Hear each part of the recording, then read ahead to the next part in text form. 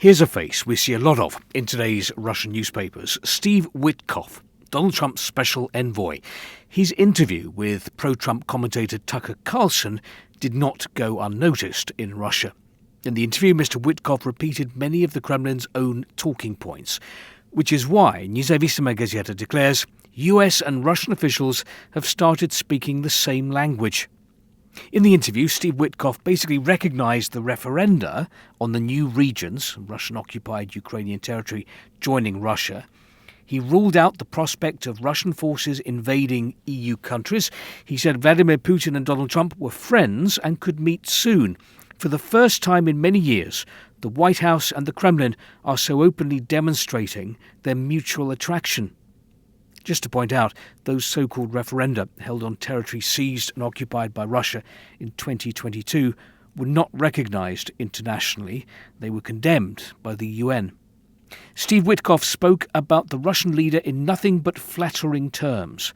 What Trump's special envoy said contained the unambiguous idea that the Kremlin has interests in Ukraine and that these interests are justified and will be taken into consideration by the US. Perhaps Witkoff's most unexpected comment was his confidence that America's European allies have nothing to fear from Russia.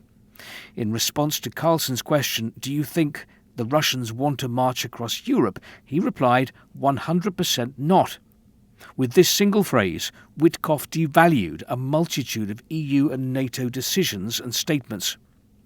Experts and media give two different interpretations of Witkoff's interview. According to the first, Trump and his team are trying to create a favourable atmosphere for talks with Moscow. No agreements are possible if there is no trust between the sides. According to the second interpretation, Trump has long-term plans for the Kremlin. Perhaps he sees Russia as a potential ally or as a force he's using to solve tasks important to him and to America.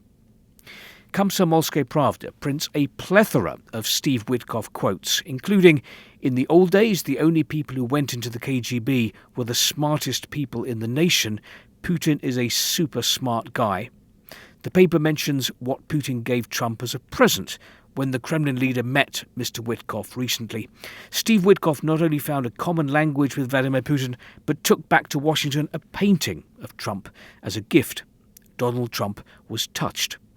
Kommersant also writes about the Steve Witkoff interview, naming the issue of the new regions the central one. He mentioned the referenda held there and, in effect, recognised the justification for these regions becoming part of Russia.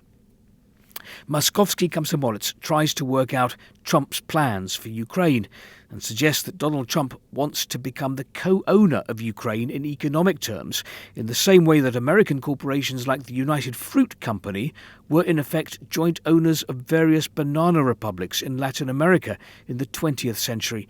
And in order that Russia accepts this form of US domination, or to put it more carefully, American presence in Ukraine, Washington is proposing that Moscow becomes its associate and business partner.